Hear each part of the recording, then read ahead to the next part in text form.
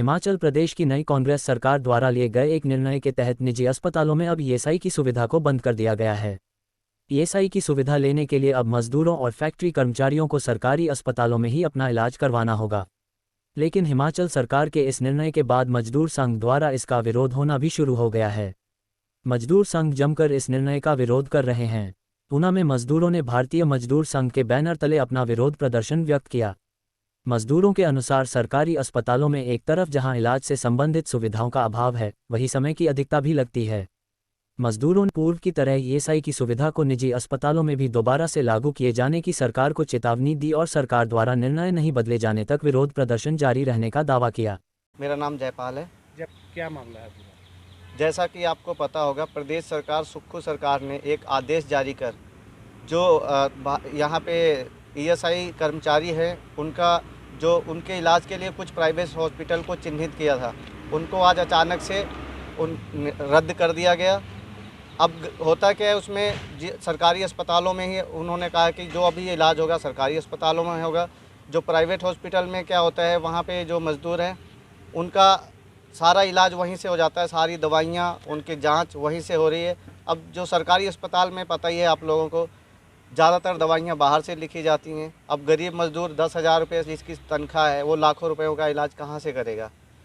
तो भारतीय मजदूर संघ इसका पुरजोर विरोध करता है और सरकार को ये चेतावनी देता है कि सरकार इसके ऊपर दोबारा गहन विचार विमर्श करे और इसको वापस लिया जाए ताकि लोगों का भला हो सके।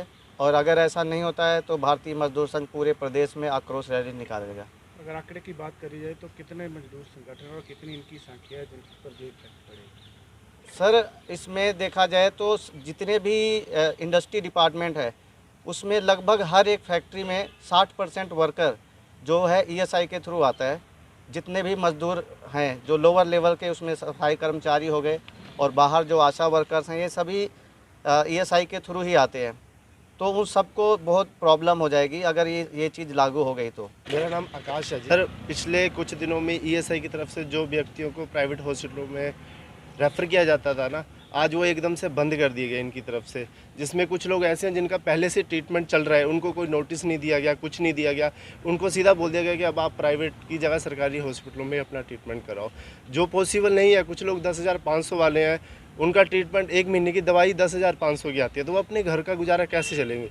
इसलिए आज 17/5/2023 को बीएमएस के मेंबरों ने इकट्ठे हो गए ईएसआई में आज नारेबाजी की और प्रदेश सरकार को यह चेतावनी दी कि आप जो ये फैसला ले रहे हैं ये मजदूर पक्ष के खिलाफ है, इसको कृपया बंद किया जाए और इसके ऊपर अच्छी तरह से सोचा जाए कि अगर आप मजदूर के लिए कुछ नहीं कर पा रहे हैं तो जो हो रहा है उसे भी बंद ना किया जाए, जिसके द्वारा जो मजदूर है अपनी रोजी रोटी खा सके और कमा सके। इसलिए हम रिक्वेस्ट करते हैं सुक्खू सरकार से और सरकारी अध्यक्षों से कि जो ये फैसला लिया गया है इसको बंद किया जाए, जिसके द्वारा जो गरीब लोग हैं उनका पालन पोषण और भूखमरी से ना मरा जाए और उनका इलाज अच्छे ढंग से किया जा सके।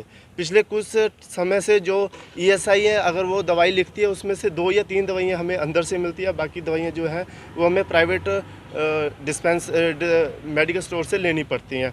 अभी ईएसआई अगर कोई टेस्ट भी लिखती है तो जो बाहर टेस्ट होता है वो 2300-2400, कोई भी आप अल्ट्रासाउंड रख लो तो वो 800 या 1500 का होता है, और जो ईएसआई उसके हमें पैसे देती है वो सरकारी रेट के हिसाब से देती है। जो सरकारी रेट है वो टेस्ट हो गए बहुत ज़्यादा कम है, जो बाहर टेस्ट होता है वो 2400 का है, तो सरकारी रेट उसी को 200 या 300 में देती है। या तो सरकार ये फैसले करे कि ये सब टेस्ट जो भी है फ्री ऑफ कॉस्ट ईएसआई में ही उपलब्ध किए जाएं, या फिर जो पैसे जैसे पहले चल रहा था उसी तरह से चलाया जाए। हर दिन कुछ खास